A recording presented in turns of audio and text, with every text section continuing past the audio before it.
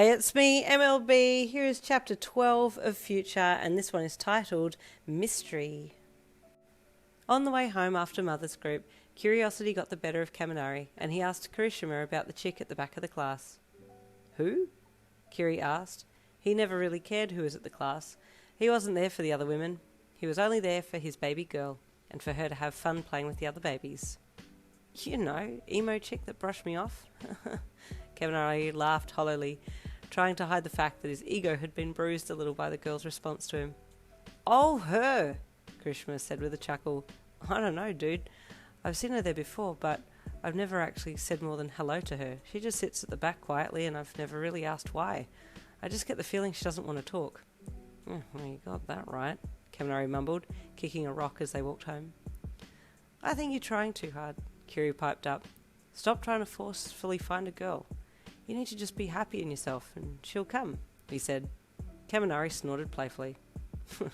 Listen to you, Mr. Sage, with all the wisdom. Kiri chuckled again and lifted Ginny out of the pram as they walked. She looked across to Kaminari and reached out for him. I think she likes you more than me sometimes, he laughed. That's because I'm cool, Kami said with a cheeky wink. Kiri smiled. He was grateful that Kaminari had come with him. It was nice to spend time with another guy every now and again. You'll get yourself the perfect girl one day, he said confidently. Don't stress it. Next week at Mother's group, Kaminari tagged along as well. That chick was there again and her face darkened when she saw Kaminari come through the doors. He smiled brightly at her and she soured and looked away. Ugh, tough nut to crack, he mused internally. Welcome back, Denki, the leader said brightly to him. We love to have return visitors. Ah, well, I had such a wonderful time last week with you lovely ladies that I just had to come again, he said with a swift run of his fingers through his hair and a cute wink, added just for good measure. Swooning everywhere, left, right and centre. It was almost sickening.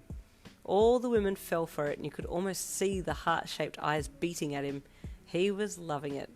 The leader nodded with a smile and called over her shoulder. Kairi, would you come and give me a hand? I have something for the ladies and gentlemen, she added quickly, remembering Kiri and Kaminari.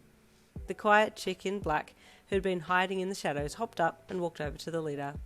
The older woman whispered something in Kairi's ear, and she nodded and walked off towards the kitchen, returning with some ingredients. We're going to be baking today, ladies, the woman said excitedly. Some cookies to take home and enjoy when you're up at all random hours at night with your babies, she added with a wink. There was a ripple of laughs and noises of agreement. Kairi. Kami was in love. Such a gorgeous name. He watched as the mysterious girl went and sat back down at the back of the room again. She didn't look at him once. Okay, let's get started, the leader added, and started breaking people into groups so some could cook while others would babysit and then they would swap. Kaminari graciously offered to look after the babies so that more women could cook, and they all promised that they would make him some cookies in return. He was happy with that arrangement. When he was relieved of his babysitting duties, he sidled up to the leader to ask a few questions about the girl who had piqued his interest.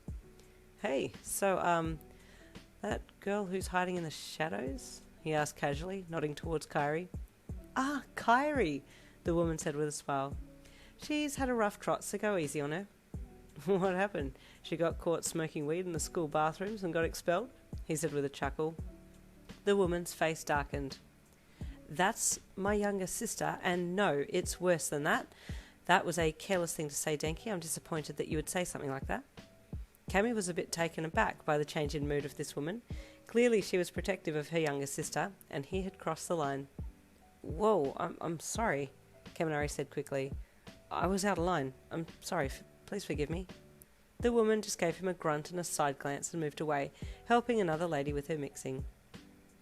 Well, now I'm on the bad side of the older sister, he thought with a sigh, and went back to Kiri and Ginny. The leader was wary of Kaminari for a bit after that, and try as he might, he just couldn't seem to get back in her good graces, but he kept coming week after week. The other women loved his presence, and a few started dressing a little more invitingly, but he paid them little to no attention. His full attention was on this mysterious Kairi, and why her older sister was so protective of her. What had happened to her? One afternoon, as Mother's group was finishing, Kaminari excused himself to go to the bathroom, and when he came out, a young mother was waiting for him in the hall. Hey, he said with a flirty smile. Hey, sexy, she replied overtly, tilting her head invitingly as she spoke.